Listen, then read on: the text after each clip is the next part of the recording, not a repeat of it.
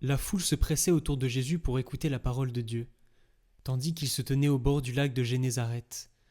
Il vit deux barques qui se trouvaient au bord du lac. Les pêcheurs en étaient descendus et lavaient leurs filets. Jésus monta dans une des barques qui appartenait à Simon et lui demanda de s'écarter un peu du rivage. Puis il s'assit et, de la barque, il enseigna les foules. Quand il eut fini de parler, il dit à Simon : « Avance au large et jetez vos filets pour la pêche. » Simon lui répondit : « Maître, nous avons peiné toute la nuit sans rien prendre, mais sur ta parole je vais jeter les filets. » Et l'ayant fait, ils capturèrent une telle quantité de poissons que leurs filets allaient se déchirer. Ils firent signe à leurs compagnons de l'autre barque de venir les aider. Ceux-ci vinrent, et ils remplirent les deux barques à tel point qu'elles s'enfonçaient.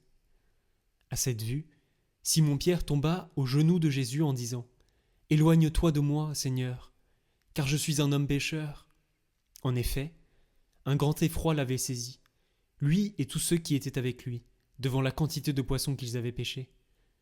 Et de même, Jacques et Jean, fils de Zébédée, les associés de Simon. Jésus dit à Simon : « Sois sans crainte, désormais ce sont des hommes que tu prendras. » Alors, ils ramenèrent les barques au rivage, et, laissant tout, ils le suivirent. Jésus était dans une ville, quand survint un homme couvert de lèpre. Voyant Jésus, il tomba face contre terre et le supplia : « Seigneur, si tu le veux, tu peux me purifier. » Jésus étendit la main et le toucha en disant : « Je le veux, sois purifié. » À l'instant même, la lèpre le quitta. Alors, Jésus lui ordonna de ne le dire à personne. « Va plutôt te montrer au prêtre et donne pour ta purification ce que Moïse a prescrit. Ce sera pour tous un témoignage. » De plus en plus, on parlait de Jésus. De grandes foules accouraient pour l'entendre et se faire guérir de leur maladie. Mais lui se retirait dans les endroits déserts et il priait. Un jour que Jésus enseignait, il y avait dans l'assistance des pharisiens et des docteurs de la loi, venus de tous les villages de Galilée et de Judée, ainsi que de Jérusalem. Et la puissance du Seigneur était à l'œuvre pour lui faire opérer des guérisons. Arrivent des gens, portant sur une civière un homme qui était paralysé. Ils cherchaient à le faire entrer pour le placer devant Jésus. Mais ne voyant pas comment faire à cause de la foule, ils montèrent sur le toit et, en écartant les tuiles, ils le firent descendre dans sa civière en plein milieu devant Jésus. Voyant leur foi, il dit : « Homme, tes péchés te sont pardonnés. » Les scribes et les pharisiens se mirent à raisonner. « Qui est-il, celui-là ? Il dit des blasphèmes. Qui donc peut pardonner les péchés sinon Dieu seul ?» Mais Jésus, saisissant leurs pensées, leur répondit : « Pourquoi ces pensées dans vos cœurs ? Qu'est-ce qui est le plus facile ? Dire : tes péchés te sont pardonnés ? Ou dire : lève-toi et marche ? Eh bien, afin que vous sachiez que le Fils de l'homme a autorité sur la terre pour pardonner les péchés. » Jésus s'adressait à celui qui était paralysé.